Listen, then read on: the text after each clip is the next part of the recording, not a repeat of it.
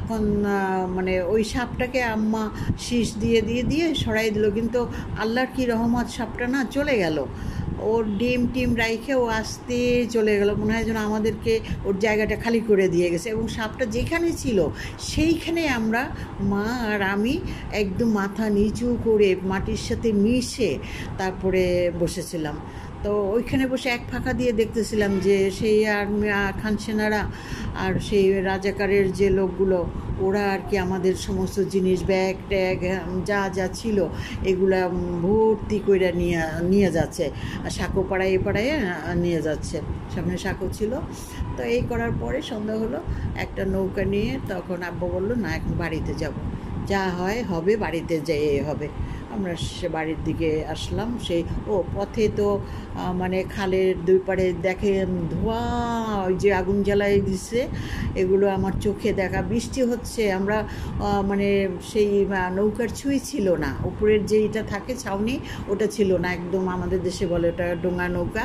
সেই ডোঙা নৌকার উপরে আমরা বসা, এবং সবাই ভিজতেছি, চুপচুপা পানি, বৃষ্টি হচ্ছে। এবং মা একসময় আমাকে বললো কি তুই ওই দিকে তাকাস না, মানে ওই দিকে একটা লাশ পড়া ছিল, খালের পাড়ে একটা লাশ পড়া ছিল, তো ওইদিকে চল, ওইদিকে তাকা, সামনের দিকে তাকা।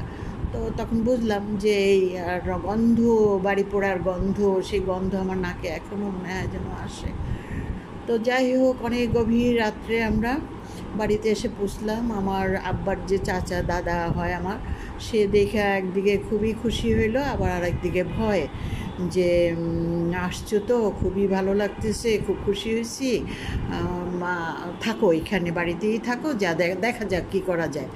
তখন আমাদের এক আব্বার মামা হয় আর কি, ইয়াসিন মাওলানা, ওনার ভাই, হ্যাঁ আর একজন, ওনাকে বলা হয়নি, ওনার মেজো ভাইকে বলা হয়েছে যে দাদা আপনাদের বাড়ি থেকে, আমার মা আব্বা বলছে মামা আপনাদের বাড়ি থেকে কি আমি আসতে পারবো, আমাদের তো এরকম বিপদ।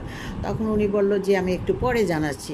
তো উনি বলল যে না, আব্বার নাম শাহাদাত হোসেন, শাহাদাত তুমি আমাদের বাড়িতে এসো না, কারণ আসলে তোমার বিপদ হবে এবং আমাদেরও বিপদ হবে। তখন উনি নাকচ করে দিল। তা নাকচ করার পরে এখন কোথায় যাব? এখন শেষে আব্বা ঠিক করলো যে মামা যদি নাকচ করে তাহলে অন্য মানুষ তো করবেই।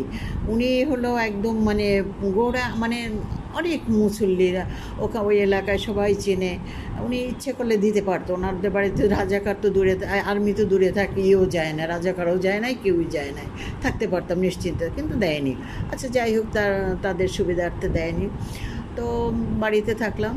এই হলো, বাড়িতে থাকার পরে শুরু হলো আমার অন্য একটা জীবন।